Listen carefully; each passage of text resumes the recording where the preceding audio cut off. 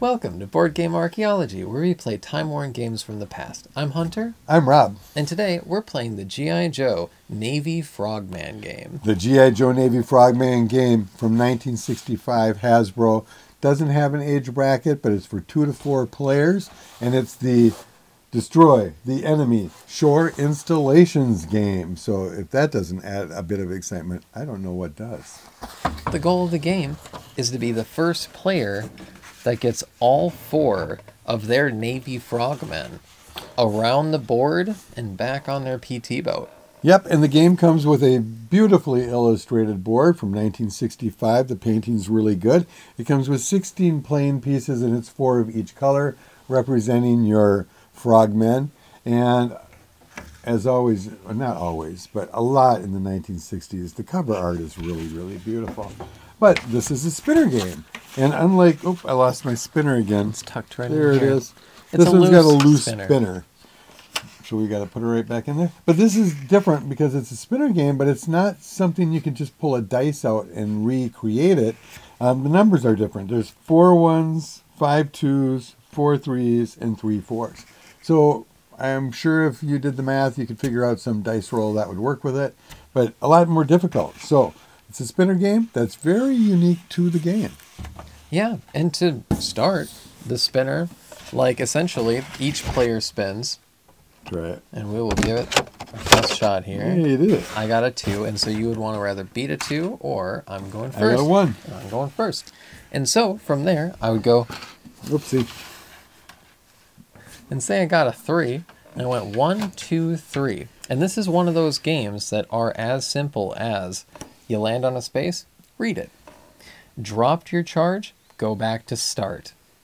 Yep. And then it would be your turn. Yep. And the funny thing is when you're rolling or spinning to go first, you don't go clockwise or counterclockwise. You go in order to who spun higher. So if you have a 4-player game, Hunter could be first player, somebody else could be second, third, fourth. It could be all over the place. So it's a really kind of different in that way. That's really the caveat to this game.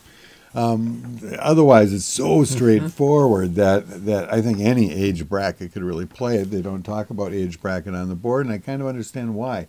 As long as you have somebody who can read these, your little special things that happen, which are all kind of the same.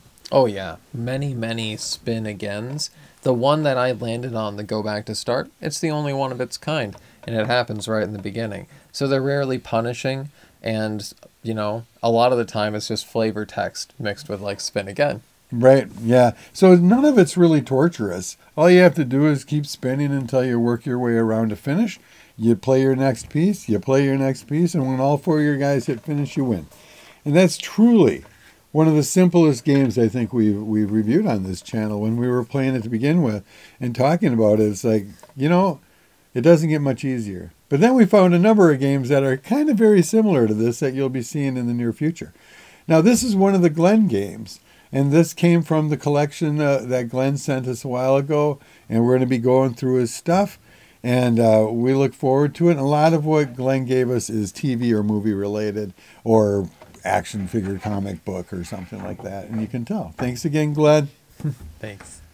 And like, yeah, when it comes to it, very simple game, but I really like the aesthetic, a lot of like the 60s paperbacks and stuff. It's just like simple but fun. Yeah, the painting is just beautiful. It's a lot like the classic illustrated second editions where they were all painted covers by Norm Saunders or George Wilson or somebody like that was painting all these things. I really enjoy the cover art too. I think it's amazing. And it's exactly like the G.I. Joe things. I have G.I. Joes around us too. Mine were a little later in the 70s. My brother was a little older back in the mid to late 60s. So I had more of the furry-headed guys with the... I got out of it right before Kung Fu Grip. I must have met girls or something. Missed out on the Kung Fu Grip world. But I do have one Kung Fu Grip over there.